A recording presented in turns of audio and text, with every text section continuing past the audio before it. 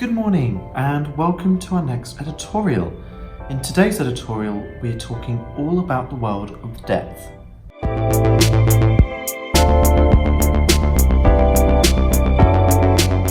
So if you look back at our first editorial, we did make one promise, that it'd be a part 2.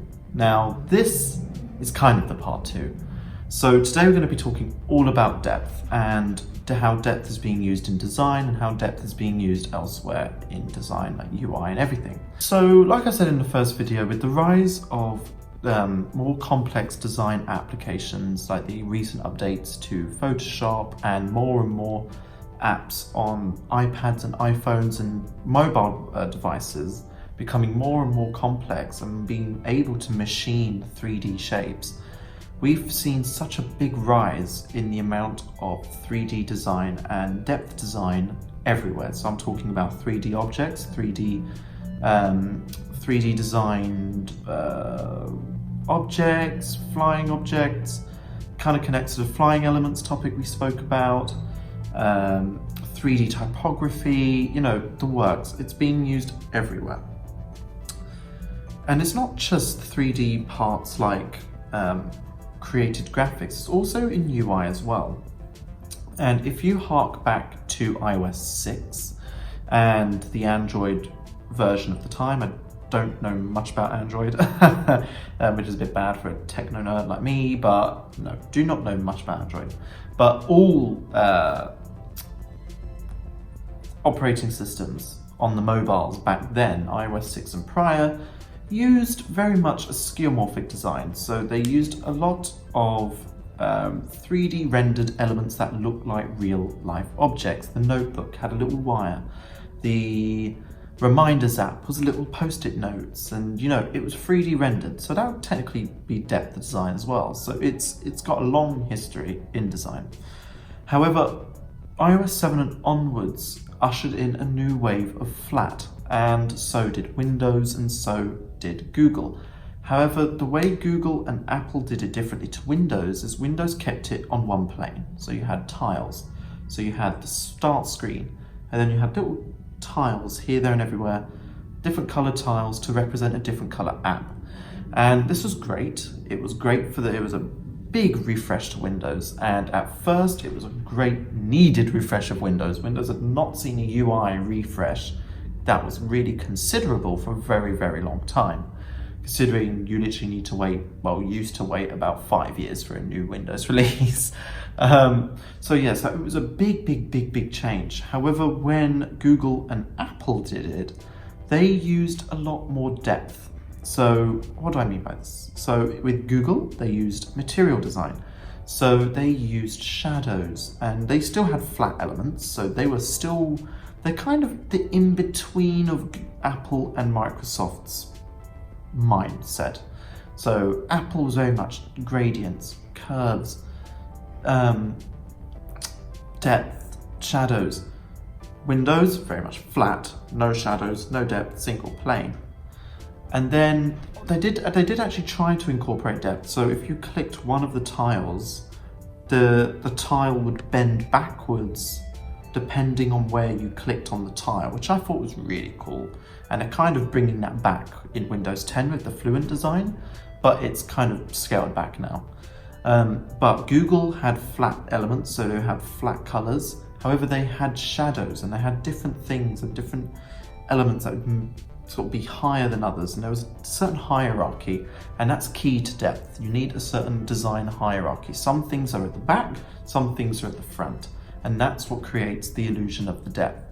Because the screen is not 3D, you're looking at a 2D screen, it's just a flat bed of LEDs or OLEDs or little light bulbs technically, and the depth that you're seeing on the screen is completely rendered by a user interface. So there's actually not a raised button there. You're just clicking a 2D button that looks raised. So that's the power of depth. Now, Apple did it a very different way. Excuse the siren behind me. Get that lot of Baker Street. So a lot of the time, throughout the entire user interface of iOS 7, the user interface, the icons, it was all very much shadows and gradients. So all the apps had a new color palette they were sort of advertising, and they all had different gradients. There was no really flat color. And then you go into the apps, and then it'd be very white, very clinical, which I didn't like at first, but now they've refined the design over several iterations. It looks gorgeous.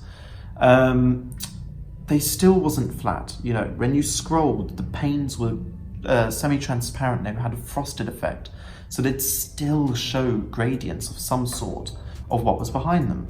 So this is what made that version different to the other. And so what Apple did even further was to use hardware elements inside their phones. So the accelerometer, the gyroscope on the iPads and the iPhones, where you move them and the background and the icons would move, so it looks like the icons are on top of the picture. And this is how Apple still achieved that depth, even though they went to a flatter display and a flatter kind of image with their UI. And this is where depth comes in really handy, because it transforms anything it goes into. So you can have a bunch of 2D shapes, add shadows, add gradients, add shines to them, add metallics into them, add lighting scenes, and you can completely transform them. I'll include some examples for what I included in the article, but these are the kind of things that you can achieve with depth technology and using depth in your design. After iOS and after this big boom of flat, a lot of user interfaces and user interface design, UX design, went down the same hole as well. So they incorporated depth more into their images. So Windows went back to the taskbar, and they went back towards from Windows 8, because Windows 8 was not a great release really, was it? Sorry, darlings. But it ushered in Fluent Design, and Fluent Design very much incorporates the fluidity and the depth that they didn't achieve in Windows 8. And I think Windows 10 has proven to be a great success for Windows. And I think that's also why I stick with Windows 10 now and not changing it. But so yeah, and then obviously throughout the years, Apple moved the iOS look to the Mac, and now the Mac shares the same, and it has that depth. I don't know if it's just me, but on the newest release of the macOS software, macOS Mojave, they included a dark mode, and I absolutely live for it. It's a bit controversial. Some of my friends don't like it. I love it. Because being a designer, I work in the nighttime. So I go to uni in the mornings, I do my work in the day, and then when I go home, I strap myself to the computer and I design, because that's when I feel the most creative. I feel the most creative when everybody's asleep, and I can just have a little lamp on, and it's just me and a computer, and probably 10 cups of tea. English. So, yeah, so I love the dark mode, and that is the next editorial. Just saying. That was a failed wink. I'm so sorry. But you know what I'm saying. So they added that darkness to the UI, which I am living for. Then when you transition from the light mode to the dark mode, there seems to be like a frosted effect on the edge of windows. I'll try and include it in around me at some point, but I thought my computer was broken. I thought it was a bug. And then I started seeing it in renderings, and I started seeing it on their website, and I was like, that's a really interesting effect. They could have just made the system dark. Like, it's very simple. They did it kind of in the first releases of like Yosemite, where you had the dark taskbars, but then the windows remain white, so it's a bit pointless.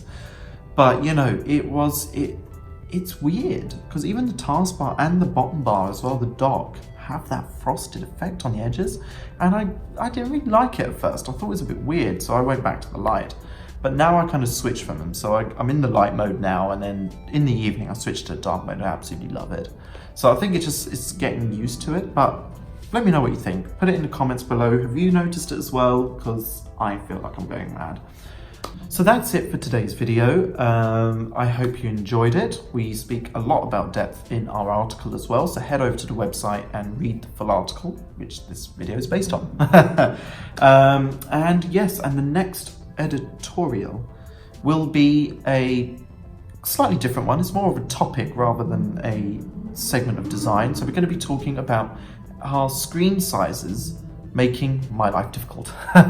So our screen size is making a designer's job harder because we have the iPhone 10s and we have the new S10s that just came out, foldable phones now coming. So that's the taste of what's to come next week, and we also have some brand new how-tos on the way. And I hope you enjoyed this video. So I'm now going to make myself a lovely cup of tea, go home and enjoy the weekend. So that's it from me, and I'll see you in the next video. Bye guys.